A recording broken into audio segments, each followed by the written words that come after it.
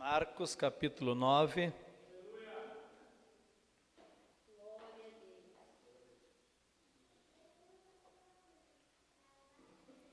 Vamos ler o versículo 19, irmãos.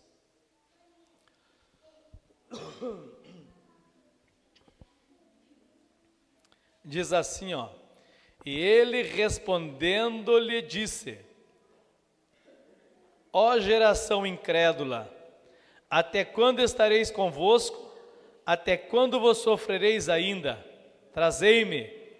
Trouxeram-lhe, e quando ele ouviu, logo o espírito o agitou com violência, e caindo o endemoniado por terra, revolvia-se espumando, e perguntou ao pai dele: quanto tempo há que lhe sucede isso? E ele disse-lhe: desde a infância. Amém. Os irmãos podem sentar. Agradecidos a Deus nesta noite. Digo para os irmãos que quando nós estávamos orando, lendo essa palavra de Deus e orando, nos pesava uma responsabilidade muito grande sobre esse texto. E principalmente com relação à igreja, porque nós viemos já, hoje é a 7ª quinta-feira, e alguns de nós, irmãos, viemos exercitando a nossa fé desde a 1ª quinta-feira. Alguns de nós já alcançaram o milagre, a vitória que vinham pedindo. Outros ainda não alcançaram, mas estão crendo que vão alcançar. Alguns de nós tínhamos apenas uma necessidade quando iniciamos esta campanha, e hoje nós temos muitas necessidades, eu especialmente sou um deles.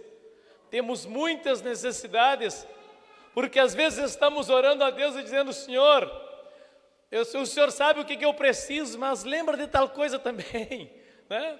Mas tu sabe que tal coisa também é necessário.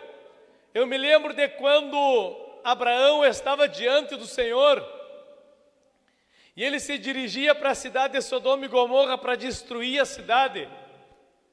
Quando Ló estava em Sodoma e Gomorra, ele se joga aos pés do Senhor e diz assim para ele: mas Senhor, se porventura nesta cidade se encontrarem 50 justos, tu não terá misericórdia da cidade? E ele disse: não te preocupa, porque Deus não destruirá o justo com o ímpio, e Deus poupará a cidade. E ele foi indo, e quando ele chega, irmão, nos 20, ele diz: mas Senhor, não te irrites comigo, não te indignes com teu servo pela minha persistência, mas se dos 20 restarem apenas 10, tu não terás misericórdia da cidade. E ele disse: não te preocupa, porque Deus não destruirá o justo com o ímpio. Então quero dizer, irmãos, que muitas vezes nós vamos aumentando e vamos insistindo e vamos perseverando com Deus, irmãos, mas as necessidades elas se tornam muitas, irmãos, e nós sabemos que apenas uma das questões das quais nós vamos falar nesta noite, irmãos, é o que nos leva à vitória. Eu deveria iniciar falando sobre os muitos milagres que Jesus fez. O Jean, graças a Deus, já falou sobre o milagre da mulher do fluxo de sangue. E as palavras de Jesus para esta mulher foi: a tua fé te salvou. E nós nos deteremos um pouco, irmãos, para falar a respeito desta palavra do milagre que este homem alcançou e da fé deste homem, irmãos. A Bíblia nos diz que Jesus, ele desce do monte da transfiguração, e quando ele desce junto com seus discípulos, 3 discípulos, irmãos, do monte da transfiguração, aqueles que ali restavam, eles estavam em grande aflição, porque eles estavam sendo apertados pela multidão, e alguns escribas que estavam ali e discutiam, estavam, irmãos, brigando com eles, irmãos, e discutindo literalmente com eles. E Jesus, ele pergunta: o porquê que vocês estão discutindo? E Jesus não se dirige aos discípulos, porque a contenda, o problema não estava sendo criado por eles, mas pelos escribas e por aquela multidão. Irmãos, e não se demora muito quando alguém se manifesta do meio da multidão e expõe toda aquela situação e a situação com que se encontrava aquela multidão. Porque ali existiam situações diversas, tipo um pai angustiado, uma multidão perturbada e os discípulos, irmãos, incapazes no meio da multidão. Quer dizer que 3 situações diferentes uma das outras. E quando Jesus pergunta, a Bíblia diz que aquele pai de família, ele sai do meio da multidão e diz assim: Senhor, eu trouxe o meu filho para teus discípulos orarem por ele. Mas teus discípulos não puderam fazer nada. E Jesus, diante desta situação, o que eles põem? Eles põem a situação daquela multidão. Porque quando aquele homem diz, nós trouxemos, ele generaliza o problema. Porque agora o problema já não era mais só dele, irmãos. Mas aquela multidão estava com problema, eles passavam por problema. Todos eles tinham problemas insolúveis entre eles. Tinham problemas, irmãos, que não tinham respostas, não tinham soluções. Mas eles buscaram resolver estes problemas junto aos discípulos. Porque eles não conheciam no literal os discípulos, irmãos. Mas eles já ouviam falar a respeito de Jesus. E eles sabiam com quem andavam esses discípulos. Muitas vezes nós somos abordados, irmãos, não é porque somos o Pedro, porque somos o João, ou porque somos a Maria, ou porque somos a Madalena. Não, irmãos. Nós somos abordados porque somos aqueles que andam com Jesus.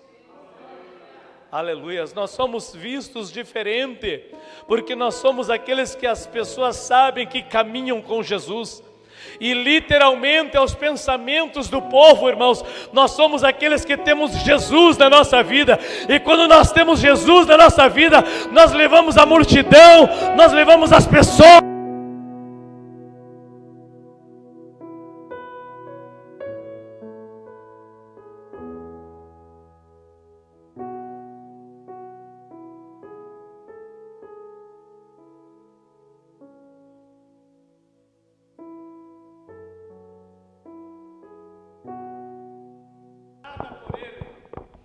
Jesus Cristo agora ele responde, irmãos, o seguinte: ó geração incrédula, até quando sofrereis? Parece que a solução deste problema era tão simples, porque ele olha mais uma vez para aquele homem e diz assim para ele: mas quanto tempo faz que o teu filho está assim? Senhor, faz muito tempo. E Jesus diz, mas e tu crê? E ele diz, eu creio. Só que vocês sabiam que muitas vezes nós cremos, irmãos. Se eu perguntasse para os irmãos, quantos de vocês creem no milagre? Com certeza todos nós levantaríamos a mão e a resposta seria unânime, eu creio no milagre.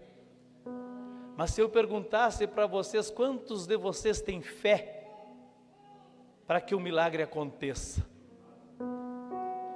Talvez a resposta seria diferente, porque muitos de nós temos fé porque aprendemos a ter fé com os nossos pais, com os irmãos, os pais da fé, com os crentes, com uns com os outros.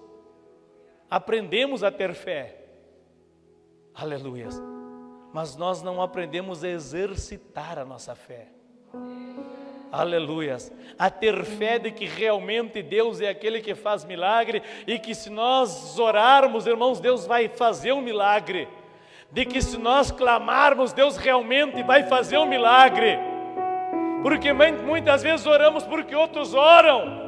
Nós cremos porque outros creem. Uma vez eu respondi para alguém assim: o meu sonho sempre foi cantar no coral, e agora nós temos um coral de homens, e eu não preciso saber cantar, porque eu posso cantar no meio deles. Eu posso abrir a boca no meio deles, eu posso gesticular que estou cantando, e quem olhava, olha, o Saulo canta no coral. Irmãos,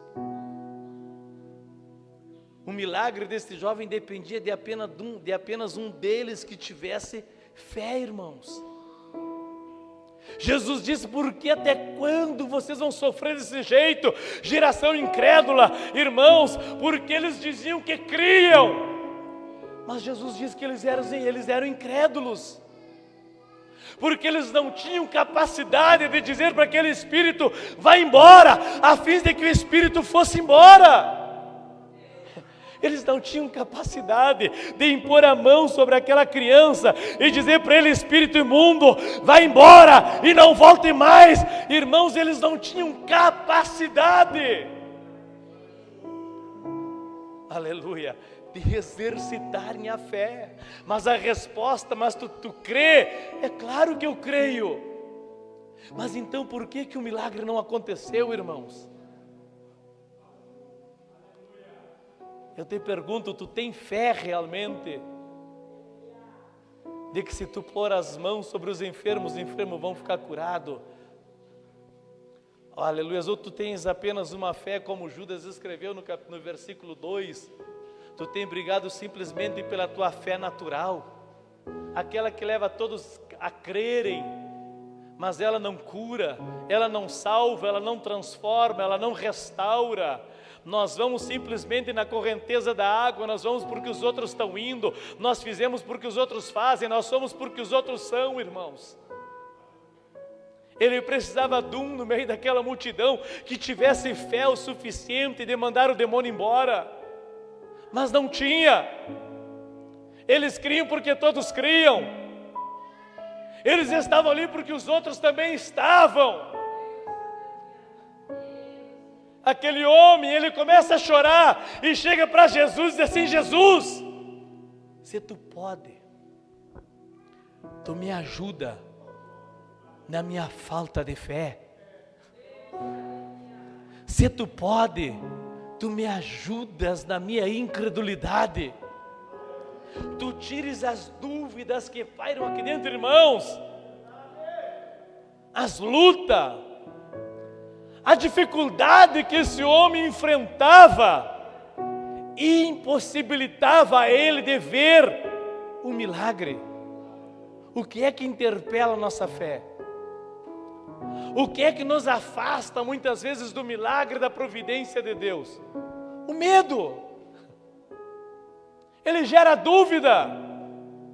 O medo. Se nós orarmos com medo, Deus não faz o milagre. Ah, mas e se eu orar e não acontecer nada? E se eu disser e Deus não fizer o milagre? Aleluia. Nós precisamos crer e ter fé. Se nós não crermos e se nós não tivermos fé, irmãos, nós estamos perdendo tempo. A Bíblia diz que o choro ele pode durar uma noite, mas que pela manhã a alegria vem. Nós somos cristãos que caminhamos de vitória em vitória, irmãos. Aleluia. Nós estamos que nem os discípulos no mar da Galileia. A água está vindo por cima, já está passando o pescoço, irmãos. Mas a timidez, o medo, a vergonha está nos vencendo. Algumas vezes é simplesmente levantarmos a mão e repreendermos o vento, irmãos. Ou crermos que vamos atravessar esse mar e que não vamos morrer afogado. Aleluia. Este homem chega e diz: se tu pode, tu me ajuda na minha falta de fé. Olha bem, de um lado, irmãos, a impotência dos discípulos, a confusão daquela multidão, e do outro lado, um Jesus poderoso e a falta de uma fé que podia curar aquele homem. Em quem precisava estar centralizada esta fé? Em Jesus e ninguém mais. O Jean fez uma oração e ele disse: nós que estamos aqui, o pastor que também está, mas o milagre quem faz é o Senhor Jesus. O sangue quem estanca é o Senhor. O câncer